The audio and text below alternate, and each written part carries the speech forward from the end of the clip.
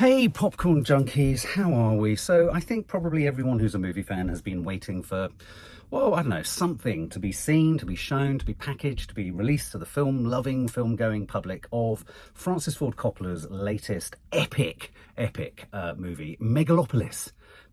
Now, Francis Ford Coppola will know him from things like The Godfather Part 2, Apocalypse Now. I first came across Francis Ford Coppola when I was on my English O-level, when my teacher, thankfully, showed us all The Outsiders, and then he showed us Rumblefish, black and white except for a fish. Apocalypse Now, sensational movie with the likes of Dennis Hopper in there, Martin Sheen having a heart attack. He did films like The Cotton Club. He did Peggy Sue Got Married, wasn't an enormous fan of that. Tucker, The Man in His Dream, Godfather Part 2, Godfather Part 3, Bram Stoker's Dracula, and Megalopolis. One of the things about Francis Ford Coppola is he always, back in the day, was a true indie filmmaker. He took risks. He would spend a ludicrous amount of money, often his own money, to be fair. He wasn't afraid to put his own money where his mouth was. You know, the documentary about the making of Apocalypse Now, I think shot by his late wife, who's only just passed away, that shows you the torrid cost and trauma and horror of making films. So no one knows better than him the true horrors of how to make movies and the risks involved and the sacrifices you have to make. Obviously, his daughter Sofia Coppola, she's also become an incredibly talented filmmaker too. And so anyway, so we arrive at Megalopolis. Now, what is Megalopolis? I mean, even the title sounds unwieldy and expensive. He's chucked in, they say, between $100 to $120 million of his own money. It has a vast cast. Let me just run through the cast list for you. We've got Adam Driver, we've got Giancarlo Esposito, we've got Shia LaBeouf in there.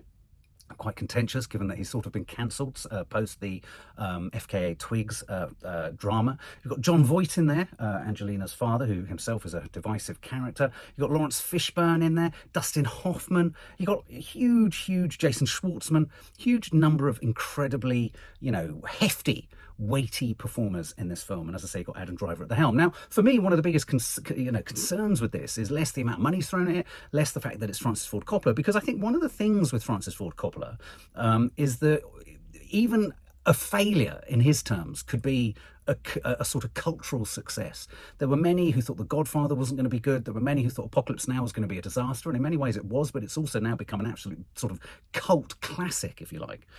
So I think the reason everyone's been a bit weird about this is that even if this film at first appears to be something totally untenable or unwieldy or confusing or just bemusing, it doesn't necessarily mean it won't work, because if anyone can make it work, Francis Ford Coppola could. That's the idea. But I don't know whether in this modern landscape where, in a sense, the sort of content creation film industry landscape, I think, is even less tolerant of weirdness for weirdness' sake than at any other time in history. It's a very risk-averse Hollywood and film industry at the moment. So this is a long-time passion. When you read the blurb of what this is, it makes it no clearer, and that is a cause for concern, because the idea of them plopping Adam Driver, who, if I'm honest, I like-ish, but I'm not an enormous fan. I'm not enormously sold. I feel he turns in the same performance most times. Incredibly sort of, enigmatic, but beyond the enigma, I find him a bit samey, if I'm honest. But the premise, do you want the official blurb? The official blurb is: an accident destroys a decaying New York City-like metropolis. Caesar Catalina, an idealist architect with the power to control time, aims to rebuild the city as a sustainable utopia, but is opposed by a corrupt mayor. It's feeling a little bit Batman, Gotham City. It's a bit futuresque. Was there that film Cynic Doke? Philip Seymour Hoffman was in it, I think. So, corrupt cities. I think he's been obsessed and interested in the fall of the Roman Empire. He's interested in empire building. He's interested in empire failing.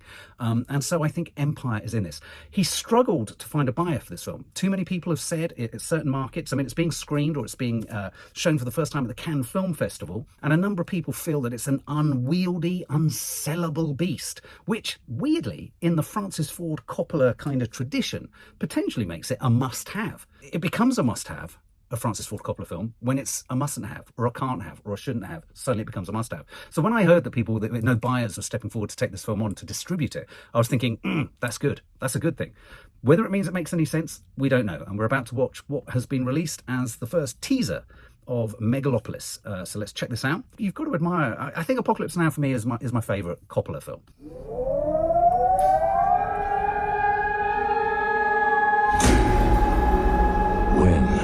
does an empire die?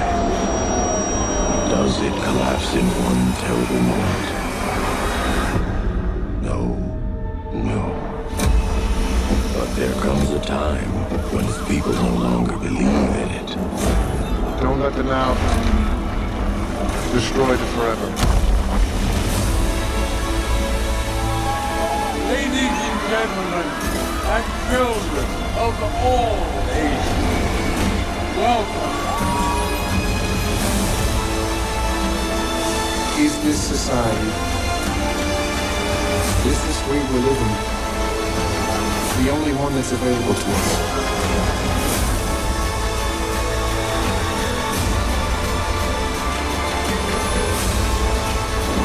We are taking our city back.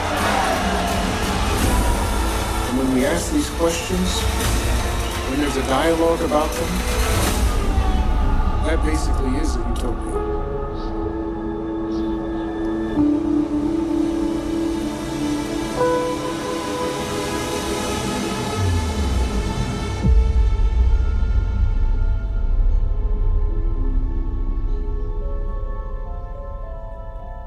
A fable. Okay. Well, what's my literal response? Intrigued. So that's good. I'm not looking at it thinking, oh God, catastrophic. I feel Adam Driver's been in some much more questionable trailers in recent years. I think in a weird way, Civil War, the Alex Garland film, which had a lot going for it, we reviewed it on the channel, but I felt dropped the ball a little bit because it sort of stepped back from any kind of real analysis of the fall of American civilization. This is obviously interested in civilization. Again, with this, a little bit like with Civil War, I'm not entirely certain how much politics is going to inform this. A lot of Roman Empire iconography there, a lot of kind of statues falling apart. I love that moment where you've got the kind of statue with the kind of bandage and the kind of the weights of justice or the balances of justice leaning to the side against a wall. Again, is that presumably that's kind of in the mind, it's hallucinogenic, it's imagined, how much of this is real? And you had another sort of sculpture leaning forward and kind of dropping a sort of a carved sort of almost like a commandment, if you like, on the floor. A lot of what looks like hedonism, a lot of chariot racing. You had grapes being fed, you had all sorts of kind of really clearly obvious. I was getting Matrix vibes. I was getting even John Wick vibes. I was getting Cynic Doke vibes. I was getting Inception vibes. I was getting lots of vibes. I think the very thing that he says it's going to be about, which is the fall of empire and the construction of empire, is in there. And I just wonder, I was more convinced by the words I've heard related to this as they appeared in that. It didn't feel as, although it's quite clearly jumbled, it didn't feel as much of a jumbled mess as I thought it was going to be. So based on that, I'm intrigued. What about you guys?